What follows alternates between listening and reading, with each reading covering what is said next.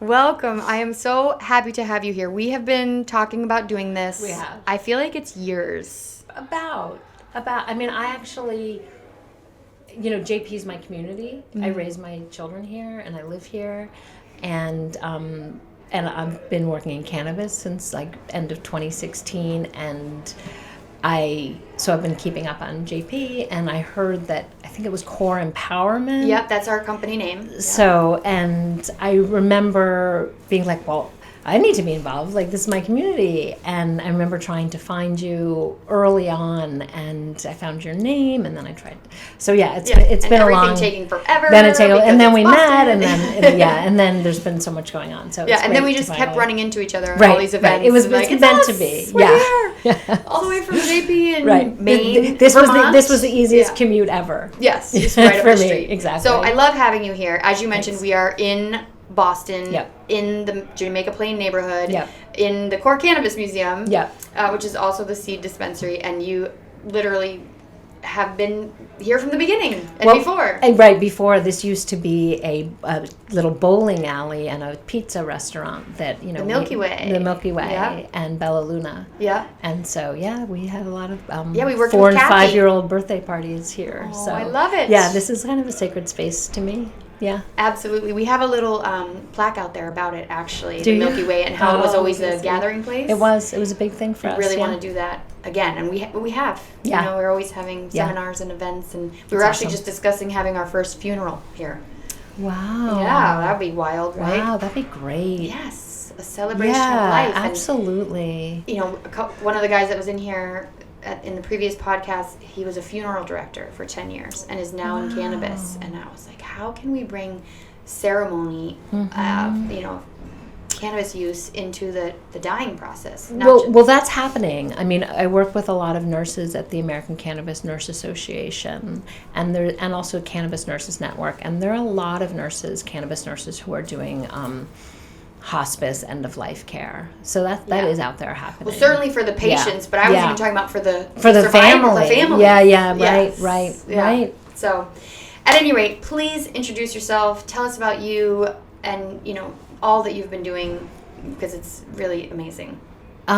So my background originally was in public health, and that's when I first learned about the endocannabinoid system. That was in 1994, and it had just been discovered in 1992, and that is the time that we started to learn about that it was probably helpful for things, neurodevelopmental things, so things like Parkinson's, MS, Alzheimer's, those sort of things. How did you, I know a lot of people in the healthcare industry still don't really know much about the endocannabinoid system, so how were you exposed to it at such an early date? I think it was because I was in public health school, and I was doing a paper. We each had to do a paper on some like alternative medicine. Okay. And I think I just stumbled upon it. I mean, personally, I've had my own experience with cannabis before that, and I'm a medical patient now, and I use cannabis, and I was at the time also. But so that's, I think, partially why it was interesting to me too. A little personal interest, sparks the imagination. Definitely. And then, I was always trying to figure out if I was going to do micro, sort of like person-to-person work, or sort of macro, more policy work. And, after I did public health school, I ended up learning about midwives there, and then I didn't even know about that, and so then I went to nursing school and then back to midwifery school, and I caught babies for 14 years. Wow. And started to need a little bit of a different pace, and that was the year that my father was diagnosed with Parkinson's and my sister-in-law with MS. And wow. And then I learned about the patent and the government sort of knowing that this was all safe medicine all the time anyway, especially for Parkinson's and MS. So just to stop you right there for a moment. So as I was discussing with you, before we started recording, part of the reason I wanted to bring you here today is we're doing, the Core Museum is doing another exhibition up in Portland, Maine called Seed to Soul. And really tracking the cannabis from its seed all the way through the endocannabinoid system and into our souls when it gets us, high and feeling great or whatever, however you want to call it. Right. But as part of that, and what we really wanted to do is emphasize this sort of insane drug policy. So it's an upside down grow. That's the experience we want people to experience. Yeah. So when you first come in, what you read is, welcome to a cultivation facility as upside down as American drug policy. Nice. And we recently had a sneak peek there, and there were 3 things I wanted everybody to understand by the time they left. One was about the University of Mississippi program that's been providing cannabis by the federal government to a handful of patients since the 70s. Right. 3%. Yes, Like exactly. really, like shy. Like, just totally terrible. Yeah, terrible weed. Terrible yeah. weed. That's why you need 300, right. 300 joints in every can they send out a month. Right, yeah, but they're still doing it. They're still doing it. And then the other 2 things I really wanted people to understand were the 507 patent that you just mentioned and that relationship to Marinol. So if I could pause you for a moment to talk about the patent. Sure. So, the patent and Marinol, two some separate stories, but the patent, I forget the number, it's like 66 something. Ends in 507. Yeah, 507, 660-507. So it was in 1998 that the Department of Health and Human Services filed an application for a trademark and patent that they received in 2003 that showed that cannabinoids worked as neuroprotectants and antioxidants. So meaning that a neuroprotectant means that the brain is the main nervous system and that it protects the brain. And they said there was enough evidence that it protected the brain in Alzheimer's, dementias, like many diseases that we are currently dealing with in like really large scale. And so for it to be known that there are medical uses for it, and at the same time the government is propagating it's a Schedule I substance, which the definition means high risk for abuse and no known medical uses. It's complete hypocrisy. And, there was some buzz for a while that they were going to sell the patent to Bayer Pharmaceuticals, and it's like, it's not, you can't patent it. It's like it belongs to all of us. So that's just a whole crazy. Okay, so you're in school. So you discover this patent? In school. Okay. No. I was sort of doing towards the end of my this was when you're... Yes. Okay, yes. So your family is diagnosed with 2 things that really are really high on the list of things that can be improved. It's useful for, yeah. Using cannabis. Yes. And so that, I think, was the beginning of my entry. And, I'm a clinician, and so I sort of sought out what is the role that I can do with my licensing to learn about this. And so there was a lot of self-study. I joined all the professional organizations for clinicians, went to different conferences, went to CanMed a bunch of times, and then did just a lot of self-study, read a lot of the books, took some different courses, but really what I learned the most from was patience. And how did that change into a practice and what you're doing now? Yeah, so I've been taking care of patients since early 2017, and most of my patients I've been seeing for years and years, even though I've been at different locations. And now we're able to see people virtually, which is really nice. And the real thought was that every time I work with my coworker, Caitlin Bernhardt, who's also a cannabis nurse practitioner, and we really give our patients a lot of information and a lot of time. And they have our email, and we're in touch with them during the year. But that's one person who's learning that information. And we really thought if we could teach the people who are essentially in the role of a pharmacist, which are the bud tenders, so they're really straddled, like they are health professionals. People are asking them questions.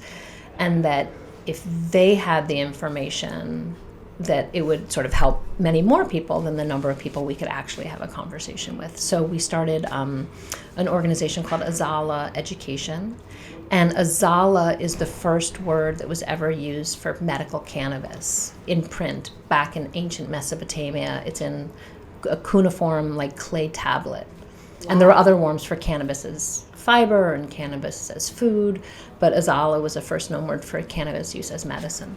And so we started this organization. There's 3 of us. We're all cannabis nurses. And we do have a license to do responsible vendor training, but that's sort of our necessity, not necessarily our main interest. We really like to do the Cannabis Foundations course, where we've done it a couple of times, especially for new dispensaries when they're opening, and just to get all the staff speaking the same language, on the same page, with the same definitions, knowing the same things about the cannabinoids, the terpenes, the endocannabinoid system, and then also things about like how not to practice medicine, and doing some role playing with challenging people, like what you can and can't say. And then there's a lot of archetypes available, like the first time user or the elderly user, or the dude who knows it all, or whatever. Like there's different ways to talk to everybody, and the budtenders are really hungry for that, and they're really hungry. And our courses always talk about the history, because you can't be part of cannabis without being clear-eyed and focused on where we've been and who's been harmed. Yeah. And so when I joined the American Cannabis Nursing Association, the first year that I went to conference, we all talked about Brownie Mary and all the nurses who were helping people with cannabis in the HIV/AIDS in the early days in San Francisco, and the advocacy of it. And one of the nurses stood up sort of towards the end of the conference, and she had said, this is social justice work first. And if you're not here for that, you're not welcome. Wow. I know. It was really a moment. And a lot of people left, and bye. Yeah. And it's and what it's do a you special think, place. What do you think she meant by that? What was she trying to exclude? People who didn't have their eyes open to it. Right. I don't think she was trying to kick people out necessarily, but just really bring people's attention to this has a history. Right. And you can't work with this and not be cognizant and aware and educated about it, essentially. Yeah, and that's, you've seen American Ward in the exhibition here, this exploration of incarceration against this backdrop of cannabis prohibition. Yeah.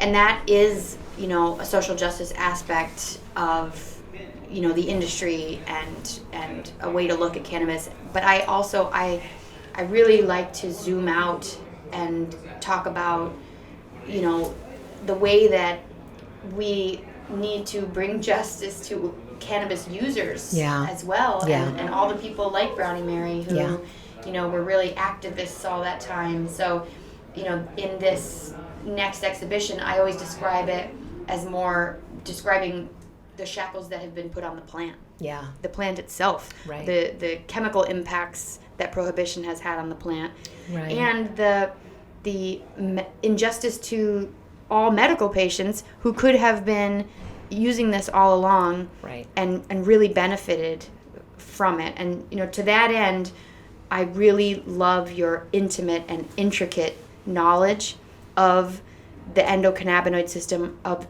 dosing, of just exactly what's happening at an intracellular level in this regard. So if we want to engage everybody, right? We want people who've never heard of the endocannabinoid system to understand it, but I also want people to be hearing something new. I've heard you speak. I know how knowledgeable you are about these minute details. So certainly, I'm going to let you talk about it, but I also don't be afraid to sort of completely geek out on some of these details, because I'm there with you. The whole thing is a huge learning process, and we're all in it, no matter where you are. Like, even if you know a ton, even if you're Ethan Russo, who's sort of our local American grandfather of cannabis, like he's always like, oh, I didn't know that, so it's a process. Well, it's a frontier. That's what I like about it. Frontier. There's you were exploring something brand new. We might as well be on. Right. But actually something completely ancient. Exactly. Right. But it's just even just the cultivation process. I read somewhere we know more about the bottom of the ocean and the surface of the moon than we know about the inch beneath our feet. Just exactly the world that's living in the inch beneath the soil in our feet. Yes. And the network, the neural network, essentially. Yeah, so it's a total frontier. It's a total frontier. And, you know, the fact that we found out that everybody has an endocannabinoid system, as far as we know, except insects, which they probably do have something like it, but we don't know what it is. But that all other animals have an endocannabinoid system, and it is integral to life. Like, you can't even implant an embryo without your endocannabinoid system. Or nurse a baby. Or do anything. Like I tell everyone there's cannabinoids in breast milk, so I think you're going to be good. There's a lot of cannabinoids, and it lining the gut is part of that biome. So getting the colostrum, which is really thick in endocannabinoids, coats their colostrum, coats their gut. And paves the way. So start from scratch, okay? Yeah. If someone, what is the endocannabinoid system? How do you answer this question? So the endocannabinoid system is the master regulatory system in the human body. It is responsible for regulating, homeostasis means balance, and it is regulating hunger and satiety, it's regulating sleep and wake, it's regulating forgetting and remembering. It's literally regulating all the other processes. There are more receptors for cannabinoids in our brain than there are receptors for all the other neurotransmitters combined. Madness. Including gamma, dopa, serotonin, all of them.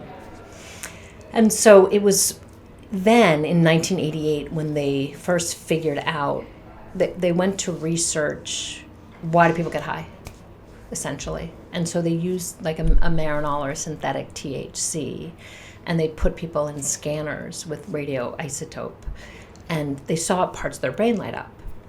And that was in 1988. So then they hypothesized, like, there's nothing that we have receptors for that our body doesn't make. Right. So then they said, well, what are we making? What do we make? Yeah. so that's how they first found out about anandamide, which is the first known endocannabinoid. And endo just means you made it inside, as opposed to the phytocannabinoids, like phyto from the plant. And so anandamide was discovered, and it's very similar structurally to THC. And anandamide is that feel-good hormone. Ananda stands for bliss. It's a Sanskrit word. And the bliss molecule. The bliss molecule, yeah. Exactly. Yeah. And like they used to think it was an endorphin rush was the runner's high, and now they know it's a cannabinoid. It's your anandamide. And so, and then they also found out that there's one that's called 2AG, and that looks just like CBD. And so our bodies are constantly making and breaking down these endocannabinoids. Like when we need them, when we're injured, it'll send a signal, and there's like this retrograde signaling, which is kind of almost backwards, but it like tells your body to make more. And then there's you're constantly making them and breaking them down. Where are they made? They're made in all of our cells. Every in cell. Our brain. Yeah. Well, there's receptors in all of our cells. And, your different parts will produce them at sort of as needed. And there are some people they've found, so FAAH or FAAH is one of the things that will break anandamide down. And they've found people that don't have high FAAH enzymes have very little pain in their life. Like childbirth isn't painful. They have lots of burns. There was something on the cover of the New York Times a couple years ago about this woman who had known to have high FAAH. So, so just interesting information. But so we all were around cannabinoids all the time before about 1942. It was the third most common prescription by physicians prior to 1942. It was in pretty much everybody's medicine cabinet. It was Eli Lilly, Pfizer made cannabis tinctures. It was used, when it was made, essentially the Cannabis Tax Act of 1937. It was made legal. The AMA, the Doctors of the American Medical Association, came and protested, Congress, and said, we use this medication. There's no known medical harms. It's very helpful. There's no side effects. It's very cheap, available. They didn't care. And there was 3 commissions that were formed that showed that there was so little harm and so much help with cannabis, and they didn't care because it was Nixon's plight, Aislinger's plight to disrupt communities and break people essentially, and criminalize substances. That timeline is beginning with the Stamp Act, and that's right. Trying to sort of discourage or find ways to target a lot of people that were coming over the Mexican border at first. Yeah. And then it kind of broke into Anslinger's agenda, and that's really what American Warden is about. Right. How it really was never about public health. It was never about public health or medicine. The ability to infiltrate certain communities. That's right, and break them. Yeah. We were talking about how cannabis was sort of removed from our lives, and there are a couple interesting things that I want to talk to you about in there. So we have this attempt by the government to sort of criminalize. That's right. Really largely based on power and having the ability to infiltrate certain communities. But you brought up something interesting about the petrochemical industry and how that impacted some of those decisions. Yeah, it was both petrochemical and lumber. So it was the printing presses were just coming, and so it was all the Carnegies and the Mellons, and they were all head of Treasury and they were all in bed together. And it was the DuPonts for their petrochemicals that they were starting. Plastics came out, and the first time plastic came out, like their tagline was, "It lasts forever," and everybody was like, "Ooh," like it was a good thing. Yeah. And now everybody's like, "Oh no!" Forever. And to your point, everything that can be made out of plastic could be made out of... That's right, hemp. Yeah. And so we had a really big hemp production in the U.S. Like originally was all the work was done by slaves at Washington, Jefferson had they grew hemp, and they said this is going to be the 3rd biggest cash crop in the country. And then when it was made illegal because of completely like socio-political issues, let's say, right, people were without. So it used to be in our water table. Our livestock were eating it. They're eating hemp. It was in our medicine cabinet. People were regularly exposed to cannabis, often high CBD, but cannabis just the same. And since that time, it's about 80-something years, the rise of a lot of autoimmune and other similar conditions have skyrocketed. And Dr. Ethan Russo did a research and postulated, I think it was first in 2016 and has since been revised in 2021. And there's a lot of evidence supporting a condition known as the endocannabinoid deficiency syndrome. And it's sort of like we make vitamin D in our body, but in the wintertime, we make it when we're exposed to the sun, but in the wintertime we don't have the sun, so we need to take vitamin D. Very similar for a lot of people is that their own endocannabinoid system is dysregulated and disrupted, and they're not making enough of their own cannabinoids. So supplementing with cannabinoids has been really helpful in these conditions, such as Parkinson's, Alzheimer's, migraines, IBS, lupus. There's a bunch of other ones, fibromyalgia, and a lot of these conditions are chronic, and they're really untreatable pharmacologically or in any other way. It's chronic pain, and it's largely a failed treatment regimen for most people. And most often, when you have one of these, and I'm forgetting some of them, there's a large list, but when you have one, you're more likely to have 2 or 3 of them.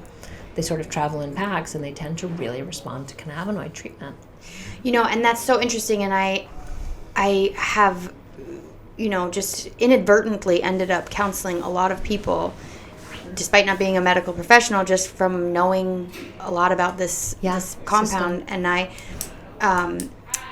always say to people, I think you should just try to maintain a baseline of cannabinoids in your system. Mm-hmm. And if you were going to offer that advice to someone based on whatever the condition was that they were facing, what sort of ratio or what sort of cannabis or delivery would you offer? What's the best way to keep a baseline of cannabinoids in your system? It's a great question.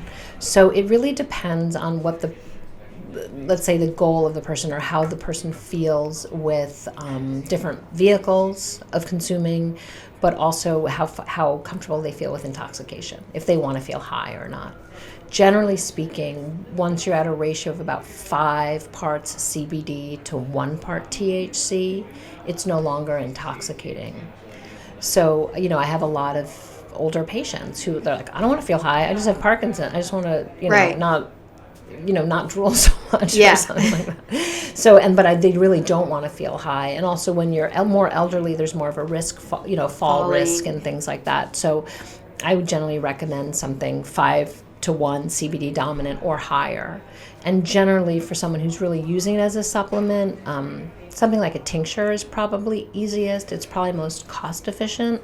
Right. And, you can really figure out the dosage to be consistent if the dropper has hatch marks in it. And so a 5 to 1 tincture oil based or 10 to 1 or 20 to 1. Right. At least 5 to 1 to avoid intoxication. And, anything that's more fuller spectrum. Right. I like ethanol extractions. I know they don't really, there's not that many of them. But generally speaking, the more full spectrum, the better. Because you're going to need a lower dosage, so you're going to have, and you're going to get more benefit. The plant just is synergistic. I feel like sometimes we try to make pharmaceuticals out of them almost and say, use THC for this, use CBD for that. And it's like, that's just not how plant medicine works as much as we want it to. Yeah, well, and I may have my number wrong, but I believe like 96% of our pharmaceuticals are, or at least originally derived from plants. So even though if they're making those compounds now, they were originally existing in plants.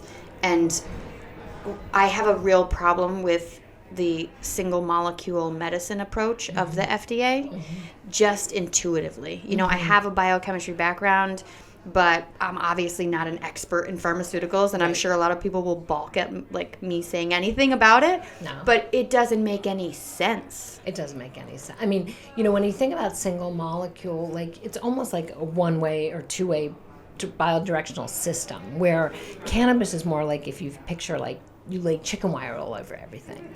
You know what I mean? Like if you just have pain in your finger, like it's not going to work for you. You know what I mean? It's like it affects all your systems. Yeah, and arguably all plants are like this. If we have a particular, I'm so devastated at the amount of plant wisdom that was probably lost to all of our new age concepts because these, cannabis is really complicated and sophisticated, like other plants that we've been using for and all the knowledge that the people who were using cannabis before they were thrown into jail or killed or they were told they couldn't talk about it anymore. We lost all that knowledge due to this crazy power.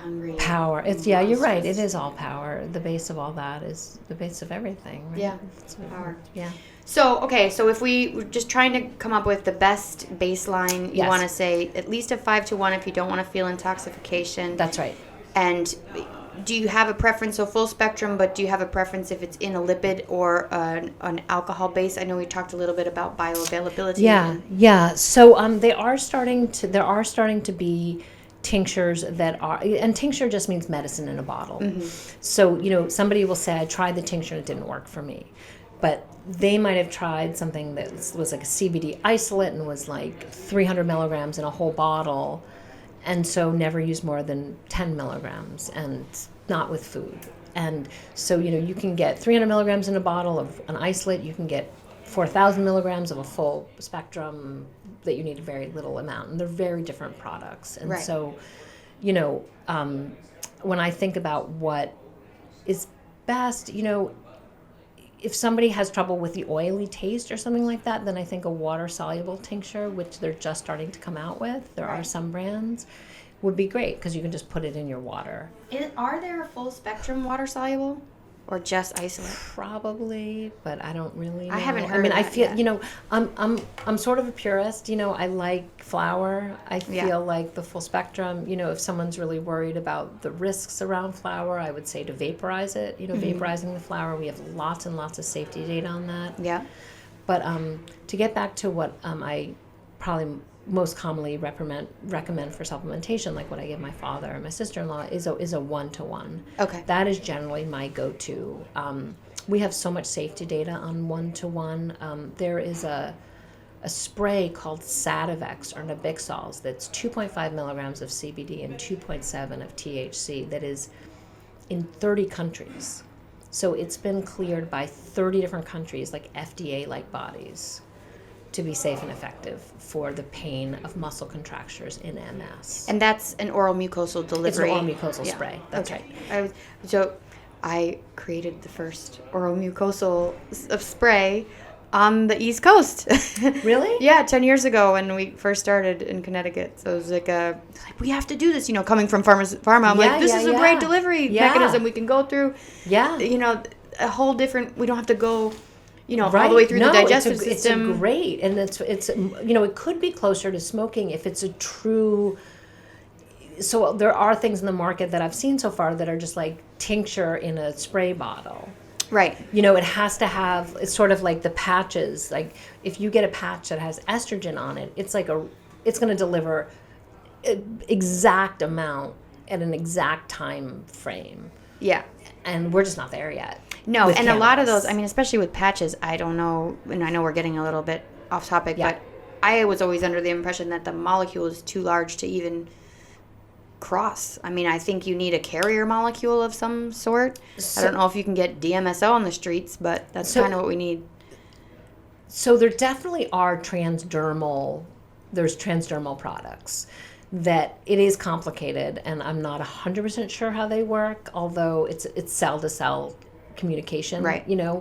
But it does get into your central nervous system where, a regular topical that doesn't have a transdermal, so a different binding delivery agent in it, won't get into your bloodstream, and it'll just be either more for eczema or muscle pain or neuropathy or something. Right. But there are, like in Colorado and stuff, like little gel pens that you can just put on your... Yes, I have used those. And patches are supposed to have that same sort of penetrating action. But I agree, a lot of them don't. And a lot of the spray tincture bottles are just...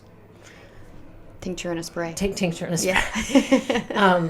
But I do think, a lot of my patients will say, I really don't want to smoke anymore, like especially since COVID. Right. They're like, I'm worried about my lungs, and I just, and like while we know then certainly like it's safer than smoking cigarettes, like anytime you inhale smoke, you have a higher, whether it's from a campfire or cooking or cannabis, the heat with particulate matter is just not healthy for us. Products of combustion are not Products good. of combustion, right. Once you combust something and you inhale, it's just not. And so, you're more likely to be at risk of bronchitis or emphysema or something like that, but we know it's not related to increased cancer risks of the head, neck, or lung or any other system.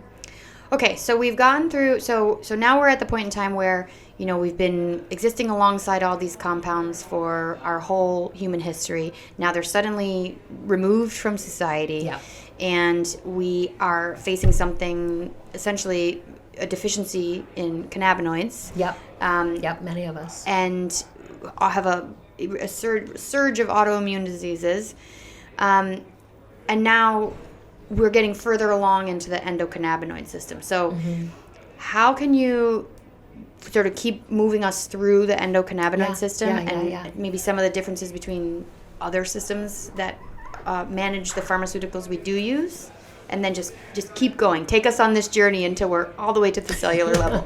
So with the endocannabinoid system, it's definitely active through the whole life, and it's not just it's changing every minute of every day. It's sort of like our immune system. Like nobody's is exactly the same. It's based on how hydrated you are, how much sleep you've had, what you've eaten, have you exercised. All those variables will change. Your endocannabinoid tone is what it essentially is called. And we're not able to measure that yet scientifically or medically, although they're starting to, like in kids with autism and stuff, they're starting to get a better idea of like what's within normal range of an endocannabinoid tone. And is that a reference to like the musical, like a tone? No. Oh, because I can see it like that. Like more like muscle tone. Got it. Yep. Okay. Yep. So wow, I was tripping out on that for a minute. I was like, yours is right. It's a totally different tone. Is this too high? So and so everybody's tone is going to be different at every time, and every people are going to need a different amount of cannabis and cannabinoids. And what we do find with a lot of medical patients is that when they first start using cannabis, they need a lot, and they use a lot. And then over time, it really decreases.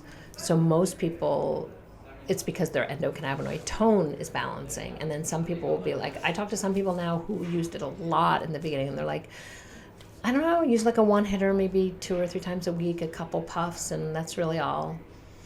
And Right. they were using really large amounts before. And so it can really upregulate your endocannabinoid system. Cannabis can, but also so can exercise you like, singing, Right. being with loved ones, touching, doing exercise you like, eating chocolate, eating the good omega-3s, not eating so much junk food, getting air, exercise, like all those things affect your endocannabinoid tone. Like cannabis is just one of the tools.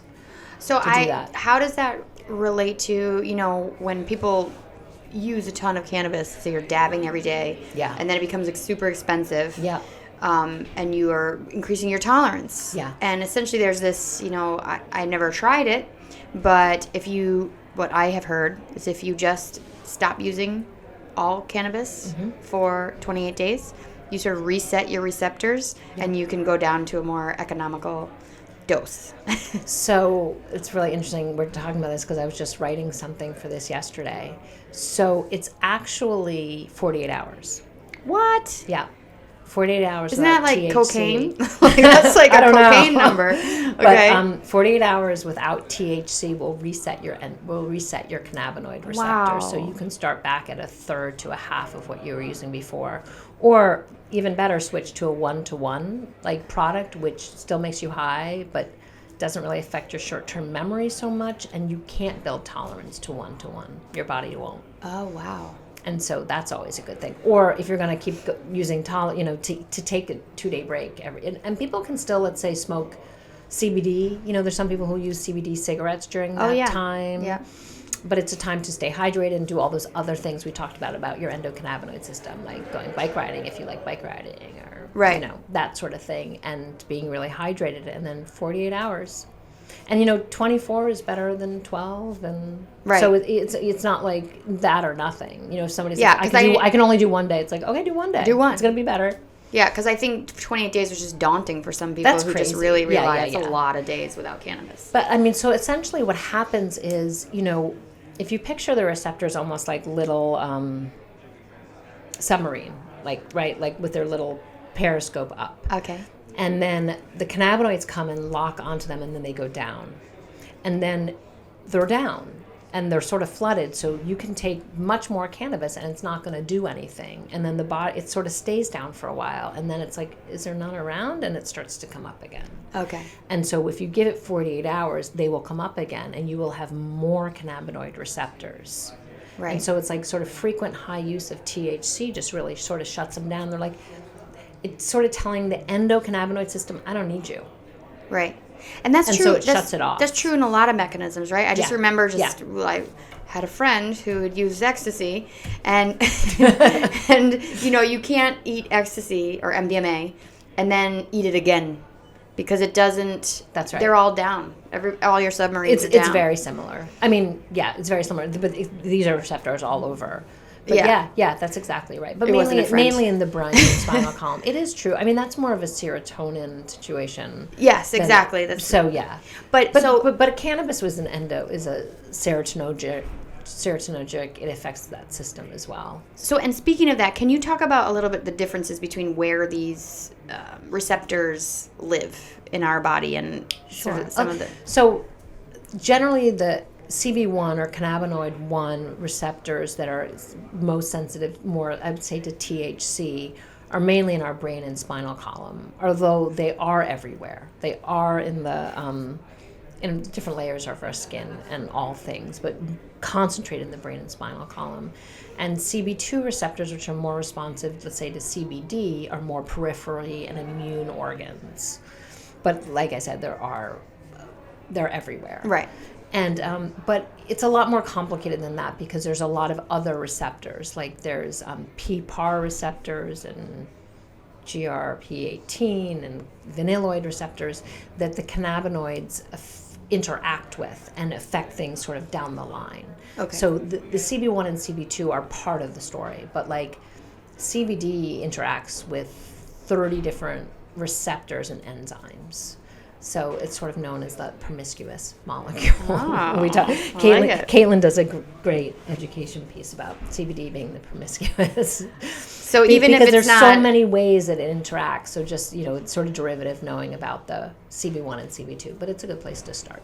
So even if she's not, because now she's a girl, since society makes promiscuity female, I'm just perpetuating it. Right. So even if it's not her specific submarine, she's flirting with lots of submarines. That's right.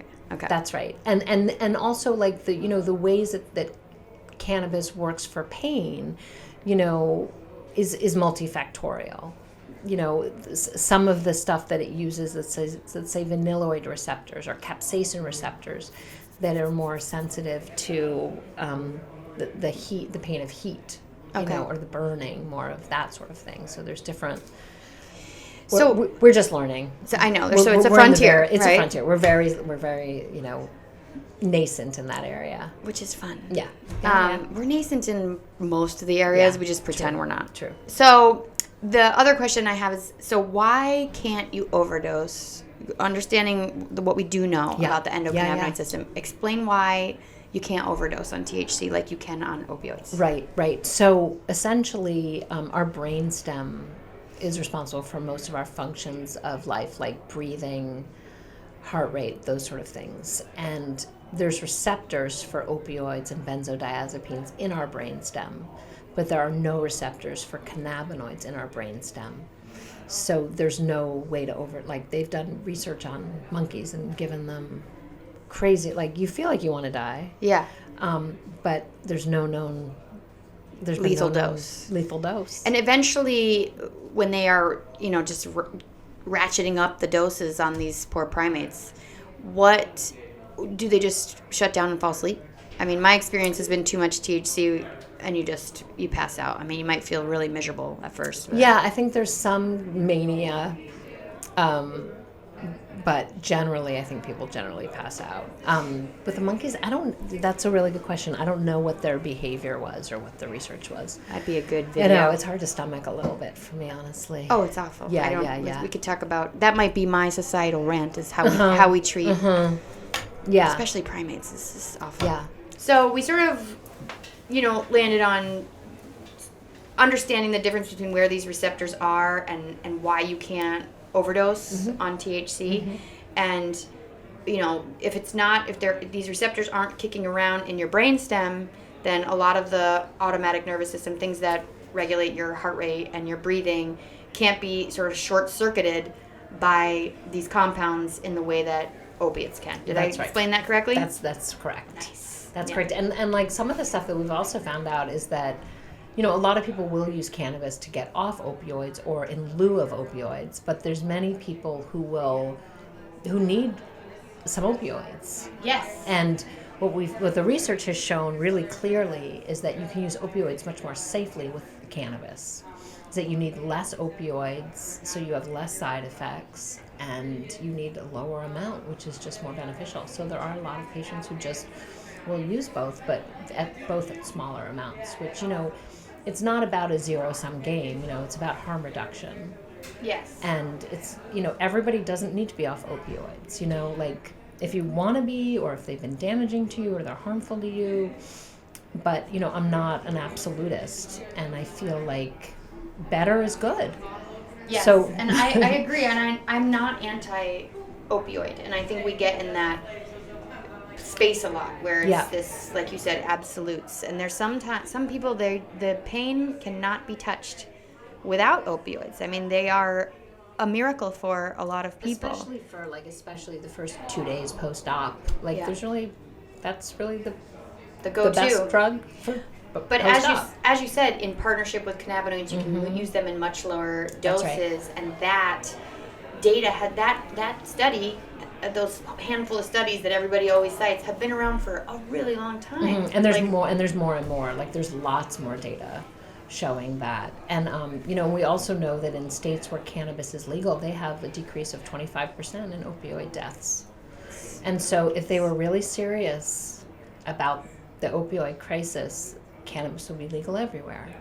So it feels like a lot of rhetoric, personally. I'm going to put that in the caption for this. If they were really serious about the opioid crisis, cannabis would be legal everywhere. Perfect. I think that's true. No, it's just the whole thing is disastrous. But okay, so Yeah. now we're at the point we there may be cannabinoid deficiencies that we're dealing with. And then also, as I mentioned, I'm trying to put together this exhibition that really drills down on these areas where we have elements that are crossing borders, for lack of a better word, right? So in the cultivation process, where we have microbes that are being pulled into the root hairs of the plant and farmed by the plant itself, and that's changing the chemical composition of the plant. We have all of these systems, even, photosynthesis is a crazy miracle where sunlight from a zillion light years away is coming in and being metabolized by the plant, and everything that is living on this place, this whole earth that's corkscrewing through the universe at light speed is just shoving, I think somebody said it best, they're like shoving dead plants and animals into our face holes in order to survive on sunlight. Right. Right. And the trees giving off oxygen, and so all magical. those sort of spots where there's a crossover of some sort of membrane or barrier are super fascinating, and I think they are things that are really interesting to think about when you use cannabis or other hallucinogens or mind-altering things. So that's where we're trying to get to, and in this exhibition. And to that end, at some point in the endocannabinoid system, you have the actual compound coming into your body, whether it's by different forms of administration, which I do want to talk to you about. Yeah. But then you have this cellular exchange. That's right. So can you kind of bring us through your understanding of how much we know about that? I know we don't know everything. Right. Yeah, it's a complex thing to talk about. Cells are, they all have a lining or a cellular membrane around them. And every membrane, will touch the adjacent cells. And the membranes have a lot of different kinds of receptors and enzymes in them. And they'll almost make tunnels through sometimes to each other, or take messages, usually neurotransmitters, that are either made at the cellular level or sent from the central nervous system to change or reverse or make stronger one of the mechanisms that the cell is doing. So it could increase metabolizing of a certain enzyme, which makes you code for a certain protein. So it's a really complex, but it has to do with cellular membranes and the permeability. And how much do we know about that actual high?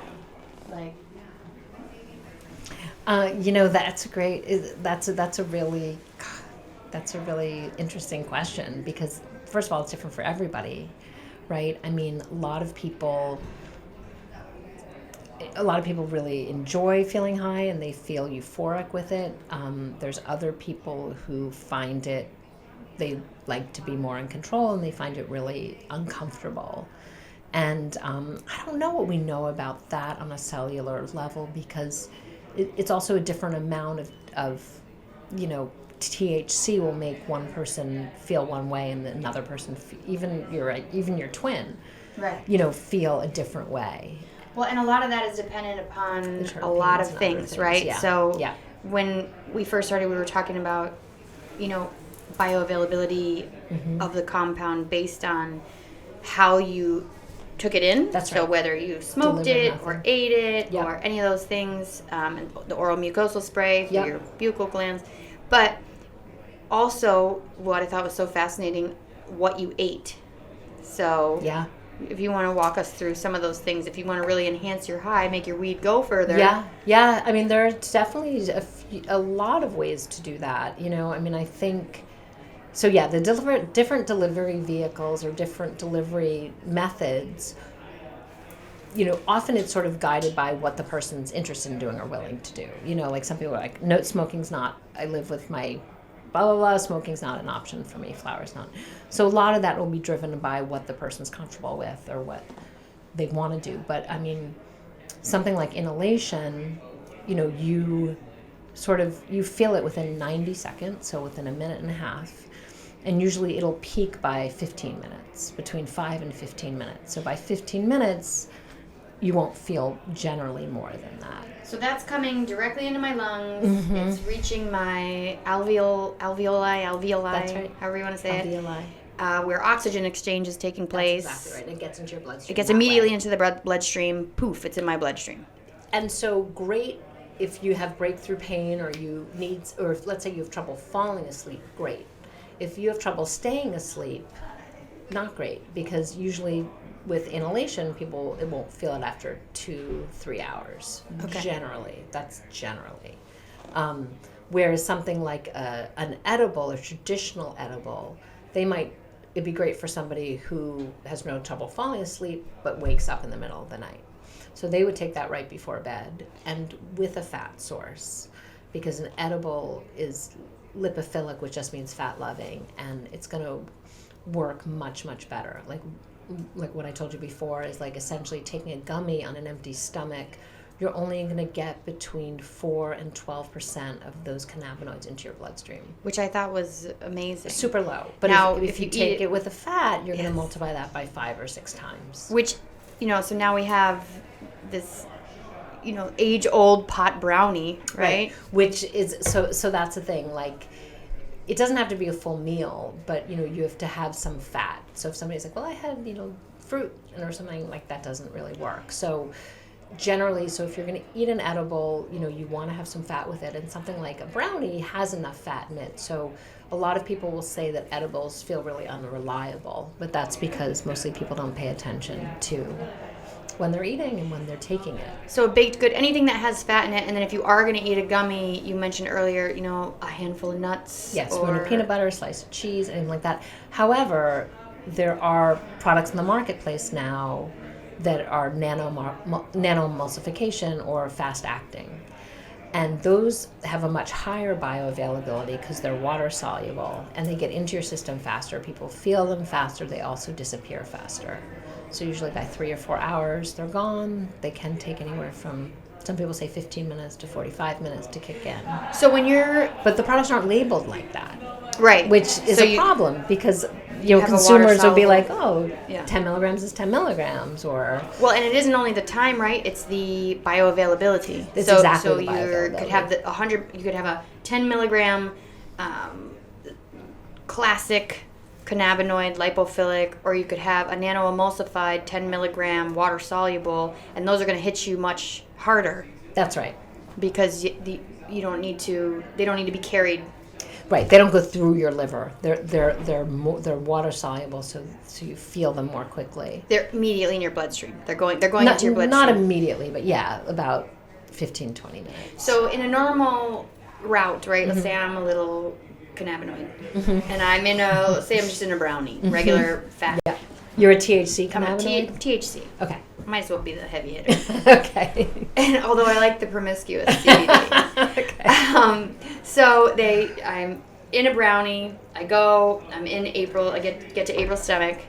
Now into the intestines. That's a great question. Am I going into the intestines and getting absorbed and into the bloodstream, or am I stopping off at the liver? It's a great question. So or blood. You got to get to the blood to get to the liver.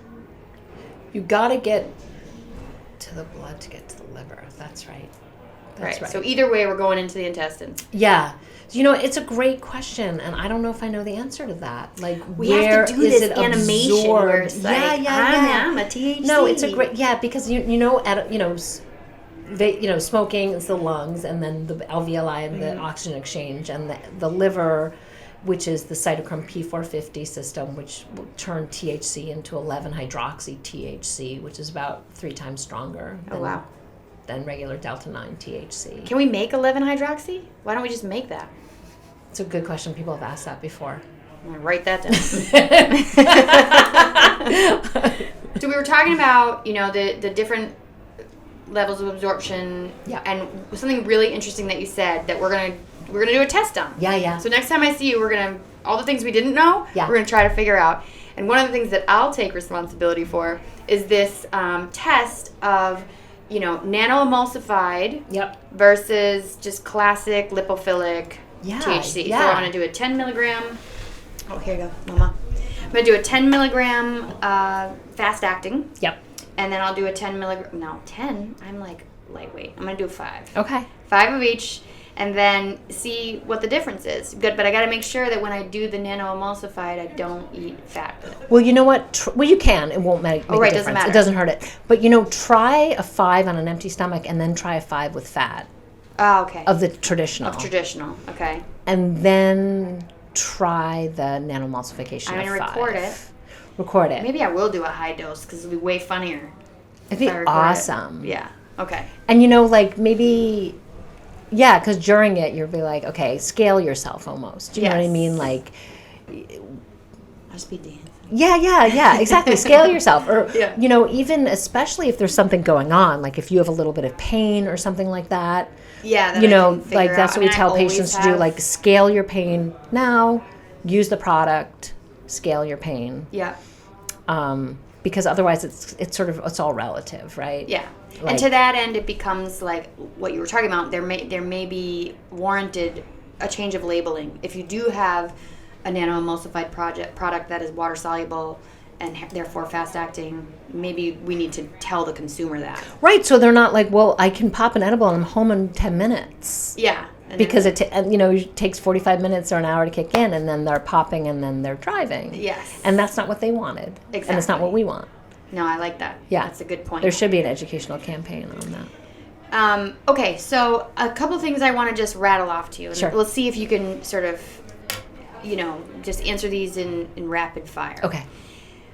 I get this all the time, and also if you sort of Google, like start a search term, this is what comes up, right? What is the best cannabis oil, or what is the best weed, or what's the best marijuana for cancer prevention? Cancer prevention. That's tough. Are we going baseline we're going deficiency? I'll always start with not always, but I'll usually start with a 1-to-1 for most things. 1-to-1, 5 milligrams daily? Sure. 2.5 of each? Sure. Okay. Cancer treatment, so tumor regression. Yeah. And I have some experience with this, but tell me what you think. Yeah, it's complicated. For people trying to beat their cancer, we oftentimes will try to get them to a gram a day of RSO or Rick Simpson oil. And in terms of milligrams, like a gram of cannabinoid? Yeah. Like full gram. Okay. Yeah. So that's about right. That's a lot. So we were doing... I did some studies with this and donated the oil because it becomes prohibitively expensive for most people. Yep. But to actually target tumor regression, it was 500 CBD, 500 THC, and they were having to really titrate up. Titrate up quickly, because But if you have that much CBD with it, that's great. We really don't know. No, it was a shot in the dark. There are some cancers that there's a concern that high THC can actually feed it. There's certain, let's say breast cancer will be HER2-1 positive or HER2-1 negative, so essentially sensitive to estrogen or not. And so there's, among the cannabis nursing community and the physicians, there's some hesitancy around certain kinds of breast cancer recommending THC, but that's only in that one. It was blown up in some article, like THC terrible for breast cancer, and it's like, interesting. Breast cancer is 100 different cancers. Totally. I lost cancer. my mom to it. I'm pretty versed in that, sorry. and that's one of the and actually the woman that we were working with when I was doing these sort of loose trials, just because she had no other options. That's right. Was doing these high dose, but that's 1-to-1. That's good to know. Yeah. Yeah, and she found success. So at least in the short term, she ultimately passed. In fact, it was actually really heartbreaking because once I wasn't there to donate the oil anymore, it was hard to get a consistent supply. Yeah. And it was super expensive. Yeah.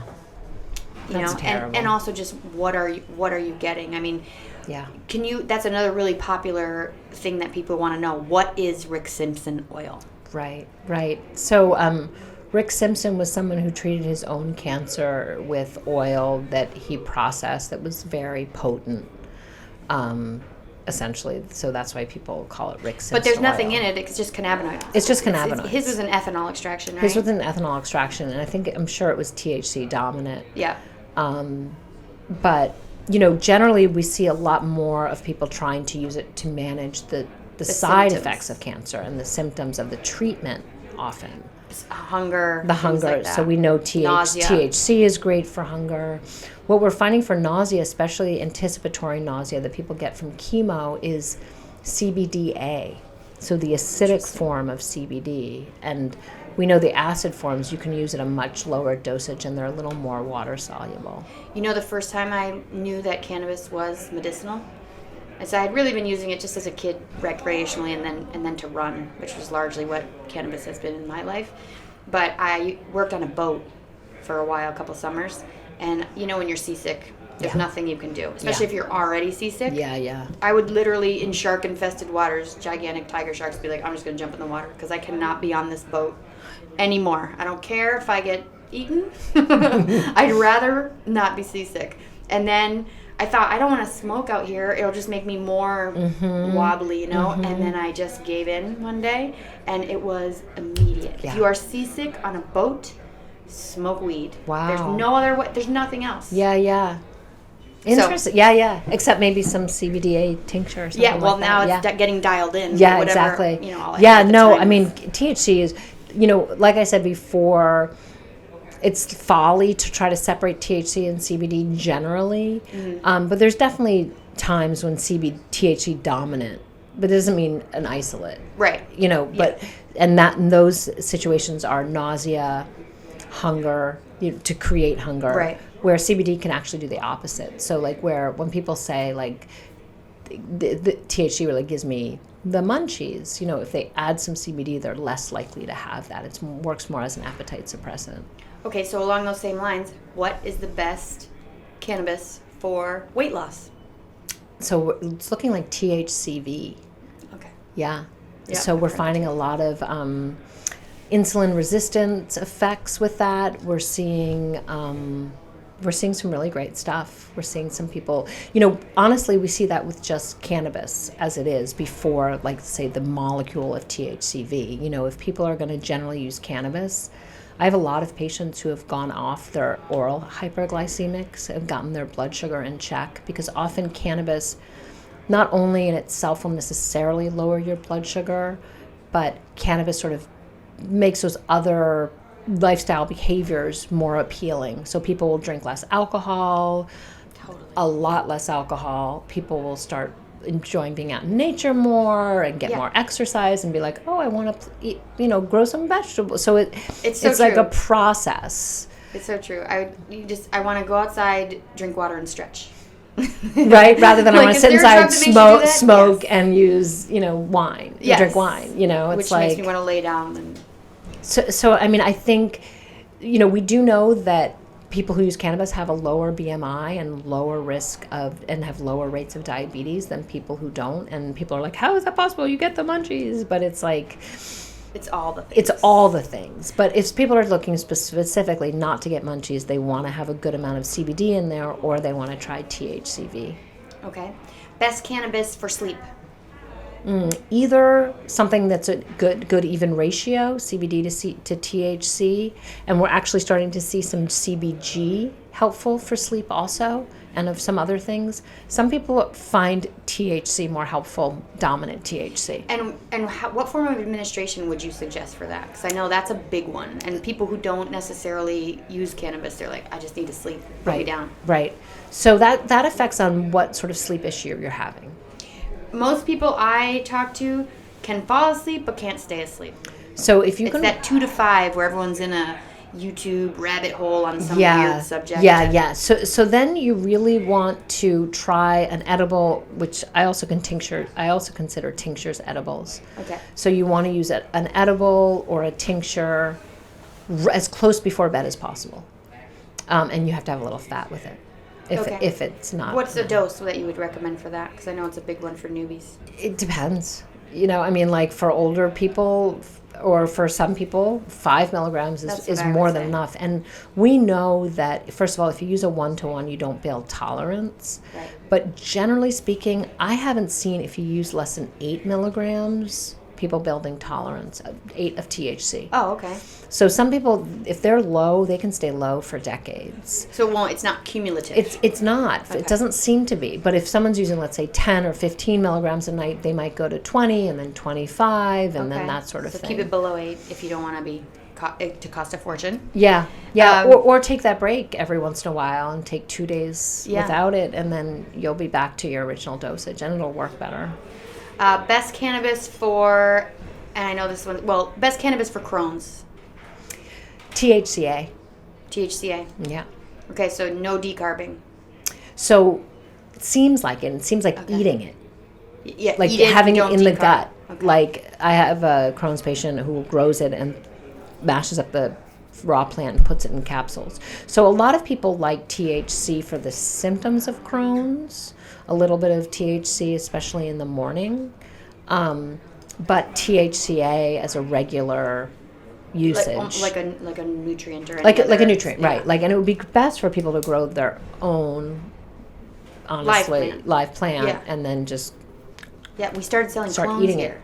it. I know, I saw that. That is fun. Yeah. And I saw there was like a Cindy 99 mixed with like Durban or something. Yes. I'm like, that sounds amazing. What is the best cannabis product for anxiety? And I mentioned to you, like I said, largely cannabis in my life has been used to run. I really like to, so I'm big on sativa heavy terpene profiles. So sativa type, pinene, things like that. And so I've always really had sour D's in my life and that kind of thing. And it helps me run forever and just meditate. My mind's a million miles away. But you just told me something really interesting when I said sometimes cannabis can make me feel more anxious. Yeah. So please enlighten me. So for anxiety, generally speaking, again, you're going to want some CBD in there. CBD works like an anxiolytic. It works in similar ways to Xanax and those sort of things. And so there are people who use just THC dominant and feel that it helps their anxiety, but more often than not, you need something that has a good amount of CBD in there. And a lot of it, if it's something you're inhaling, is dependent on the terpenes, where we don't necessarily think that's true with edibles and tinctures. That's more of a marketing situation. Right. But all the terpenes will affect you differently. And what we're finding is that for pinene, which has a lot, which is the smell of the pine forest, it's not specific to cannabis, is that it works often as a memory consolidator and a focus aid, which can be really great for ADHD, but can be really triggering for PTSD or people with any kind of panic disorder, because you get locked in, focuses your attention. Right. And so the same is true with limonene, that most people will feel decreased anxiety and sort of a boost of mood, but there are people that too much limonene can rev them up. And it's almost like a paradoxical reaction. So, and terpenes don't ever like party alone. They go together, they go in groups. And so it's really like, what's the dominant terpene, and then try it with different ones and just really sort of slowly try to figure out which are the ones that are triggering to me, or which are the ones that make me sleepy, or right. And that's the only way you can really figure that out is to use products that have it listed and then really start to keep track of it. Experiment. Yeah. So in that same vein, what about the best cannabis for depression? What would you? So. Oh, and I'm sorry. Before I move off of anxiety, what would you dose? What would your recommendation be for a dosage or a form of administration? Yeah, a form of administration. So that is generally like what the person's comfortable with. I would say like most of my patients with depression will use some form of inhalation, whether it's a vape cart or flower vaporizer or smoking the flower. And do you suggest for anxiety and depression similarly as far as dose goes and ratios? It depends on how much it depends on the personal situation. Right. Like if a person says like, I get anxiety when I do this, and I know, let's say I'm going to the grocery store, right? And like I know I have to go to the grocery store, and I know I'm only going to be there 2 hours. So, and if we can find something that's going to work for them for inhalation, and they know when they're going to go, that's perfect. If someone's like, I get anxious when I'm driving, that's really tricky. Right. So you're definitely going to need something that's 5 or 1 or greater, and they would probably say nothing at all. But if you know that you've used something and it doesn't make you feel high at all, then you can increase the CBD ratio. You can increase the CBD ratio. But it's harder for people with sort of generalized anxiety disorder. Like, I don't know what's going to make me anxious. Everything makes me anxious. Yeah. Then you, like... Society makes me anxious. Right. So then probably you want something more longer acting. So more something like a tincture. That, let's say, once you figure out, okay, a tincture will work for 6 hours for me, then you can dose twice a day and use it that way. Okay, and last sort of condition, best cannabis for pain. 1-to-1. 1-to-1. 1-to-1. 1-to-1. I mean, all day long. All day long. I mean, we have data from 30 countries on 1-to-1. Like, we have so much data, and our FDA is like, well, it's not done in Americans. And it's like, well, what's an American? We're from everywhere. Yeah. Like, yeah. What does that mean? Oh, and it's like, it's all Homo sapien data. Not Americans. Right? Weird. Who says that? Our FDA. Oh my God. You know, like, because they're not going to approve it unless trials have been done on our population. Yeah, well, only the end trials, right? We'll do all the other beginning trials. That's right. We'll do those everywhere else. Those everywhere else is so exhausting. Yeah, so it's not available here, but it's available in 30 countries. So we have a lot of safety data on it, and we have a lot of efficacy data on it. And so I'm kind of a data whore. So I'll go where the data is. And then I'll titrate from there, either increase the amount of THC if the person has various issues, or if the patient feels like that's too intoxicating, then I'll increase the CBD. But it's some relationship, and we're also finding that now some CBG is really helpful for some pain. Generally speaking, though, acute pain is not a good time to use THC, especially because it increases your sensory perception. Right. And using THC when you're in like an acute pain, like with a toothache or something, like an abscess or something like that, often will increase the patient's or the person's like feeling of pain. And 1-to-1 can do that too. So it's generally more like chronic pain and, an acute pain.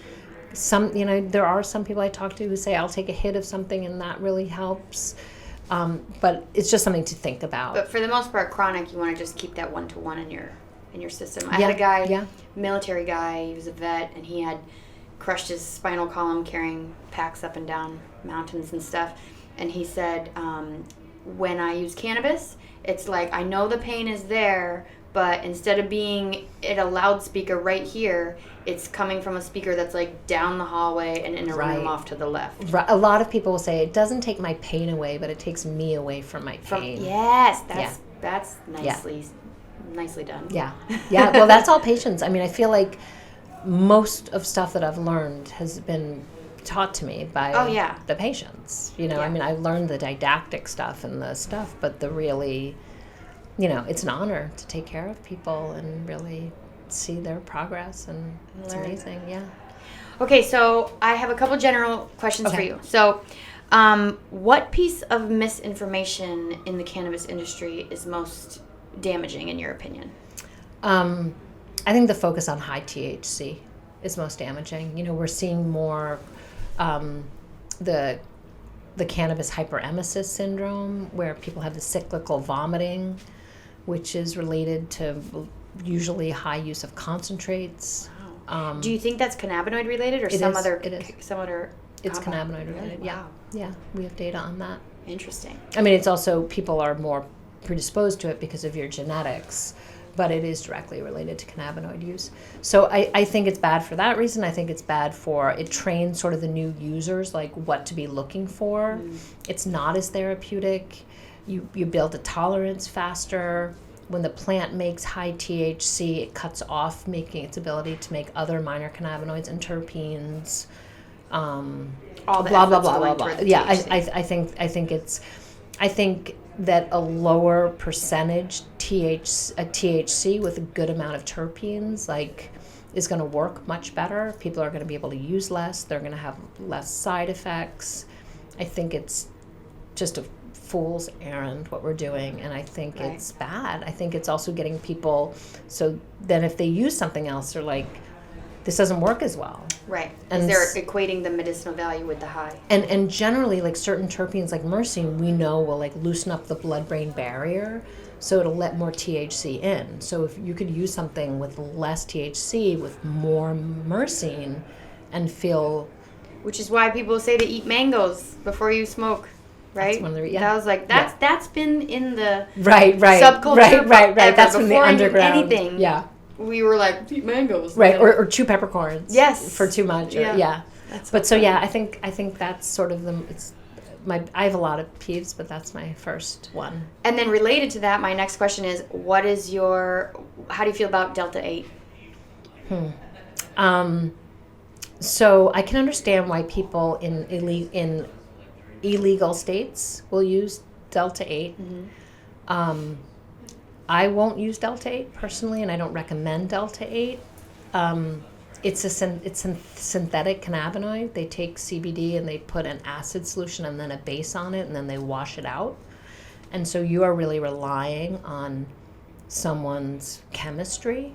Yeah. And then also that they washed it. So there's no regulations. And when you test a Delta 8 sample of something, you see all these spikes, and we don't know what those spikes are. On the mass spec, we don't know what they are. So, so it's not so much. The Society of Cannabis Clinicians, which is sort of like the major one, has really come out against it. They're like, this is, garage chemists, and we can't recommend anything of it. Well, and the challenge is, it's not necessarily the compound, right? It's an isomer. It's got the same chemical, signature components, elements, just with the bond in a different spot. It's sort of like Marinol is. It's a synthetically made cannabinoid. But also, at least Marinol has to be tested for other compounds. Right. If you're in the black market, maybe the compound itself is not so bad, but the residual solvents and anything else that's in there. That's right. And there's no regulation, which I'm not a fan of regulation. Like, I'm not I think there's some that's necessary, like the testing of the terpenes. To make sure there's no arsenic in it. Right, exactly. And aspergillus and flour and stuff like that. But especially in a legal state like this, like people say, well, I like Delta 8 because it doesn't make me as high as Delta 9. And it's like, well, then use a 1-to-1. Yeah. Like, especially in a legal state, I would never recommend. Right. I know some manufacturers are not happy with me, and they say my product is super safe. And I don't deny that there's possibly some safer Delta 8 products, but they're not tested. I have access to Delta 9, so like I don't even ever need to find out or want to find out personally. Don't need it. Don't want it. Yeah. Okay, and then finally, and thank you so much for your time today, because you're of course awesome as usual. Do this all the time.